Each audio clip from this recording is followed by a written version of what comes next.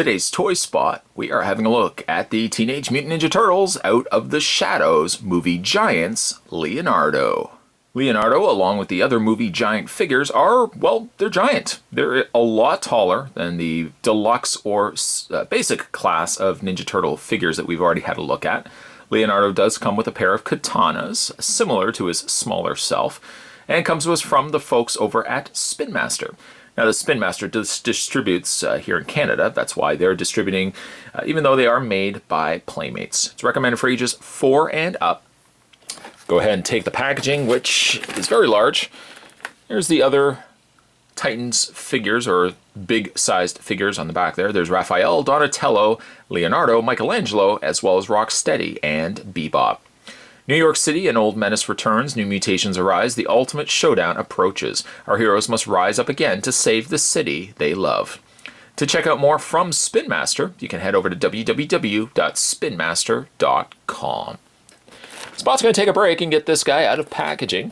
And when we come back, we're going to get a better look at the movie giants, Leonardo. Some more anyway, guys. Don't go anywhere. Stay tuned. For your accessories, movie giants Leonardo comes included with, well, a giant pair of katanas. The katanas have blue handles to them. They are a little on the soft, rubbery side, just that way, because they are a little bit larger, you don't accidentally poke little Billy in the eye.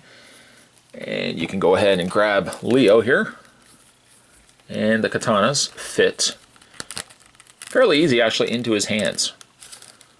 Or what you can also do too is you can take the katanas, and as you would expect, the katanas can also fit into back sheaths located on his shell. Leo's got this extra thing down below here, and it doesn't look like he comes with any other accessories that I can see. Nothing else was included in the package, but he's got these little area that looks like it should have fit something in there, but he doesn't come with anything. That's okay though. We can go ahead and take the katanas out of his hands. We'll just put them to the side for a second.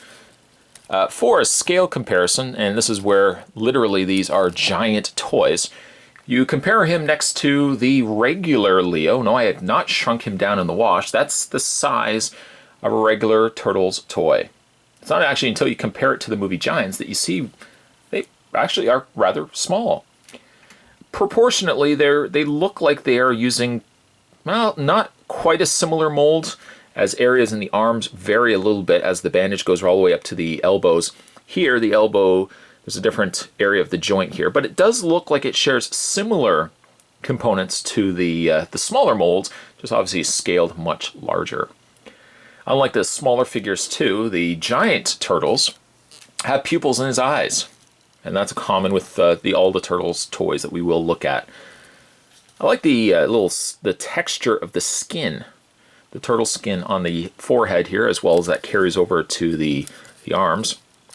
They feel light. I mean, they don't feel like they have a lot of weight to them. In fact, the undersides of their feet, they are a little on the hollow side. But you know what? For a figure this big, it doesn't really bother me that the figure feels light, because after all, this is something that a kid's going to want to take around with them, especially after seeing the new Turtles movie. They're going to want a big, oversized version of the turtle. I really think this is a good fit for them. It's not overly big. It's not like where it's 18 inches tall. I mean, some giant figures literally get a little too giant.